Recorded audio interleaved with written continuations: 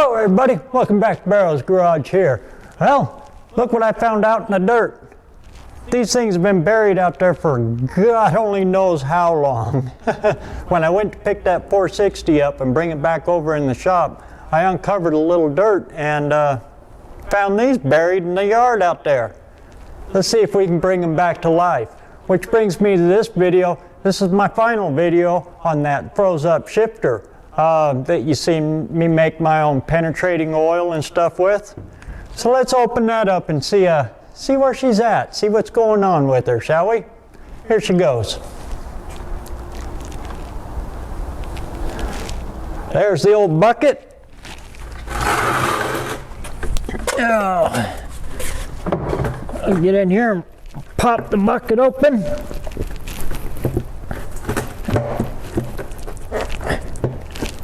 You can see I got my parts washer all opened up and ready. Again, you want to keep it sealed because it's got acetone in it. And if you don't seal it up, the acetone will evaporate out and you won't have any more. So it's always a good idea to keep it sealed. Whew, boy, there's acetone in there. Well, I'll be dadgum. Look at that. Shake it off there real good.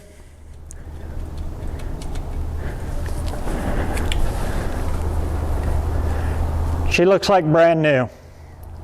I'll throw it in the parts washer and clean the ATF off of it now, which I got my parts washer right here, so we'll just toss her in there, clean her on up.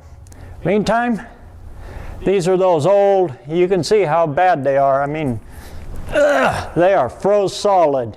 Let's see if we can bring them back to life too.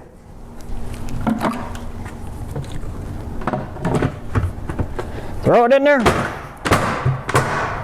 stomp the bucket down, set it off to the side, give it a couple of shakes, forget about it. Just like a Ronco, oh, whatever kitchen stuff that he made back then, set it and forget it, right?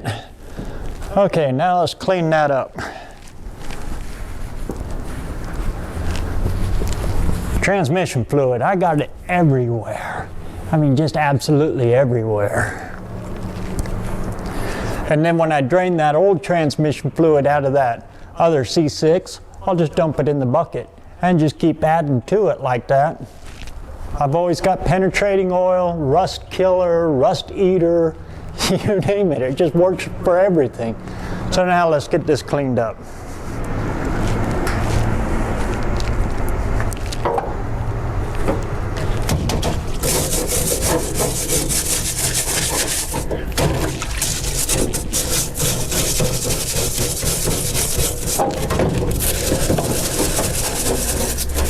Like I said, right here about all I'm doing really is just getting the old transmission fluid off of it now.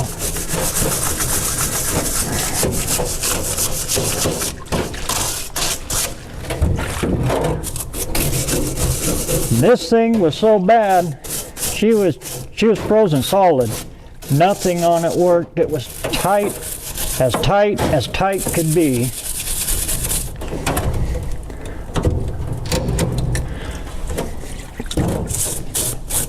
Now she's nice, she's free, and ready to make some fun again on the drag strip.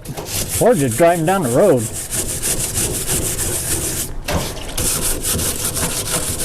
I was really surprised that this is a ratchet up and a ratchet down.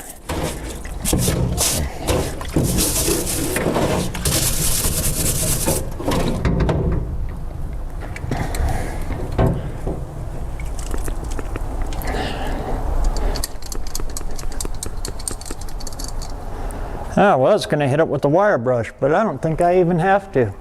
She's nice and clean.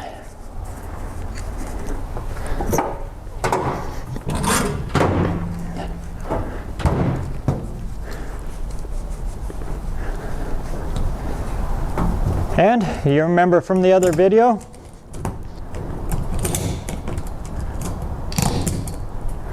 part, reverse. Boy, this is hard to do when you're just holding them.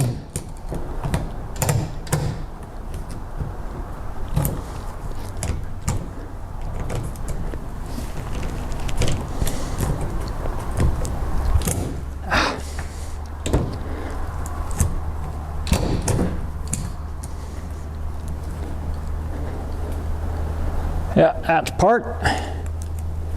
Locked in, lift up, reverse, neutral first, or drive.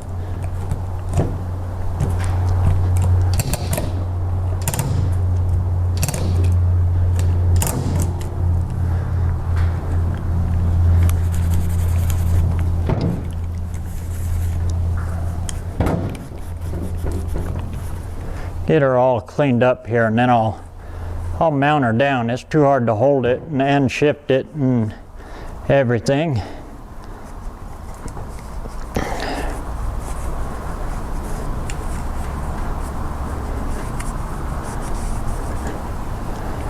But anyway, here we go.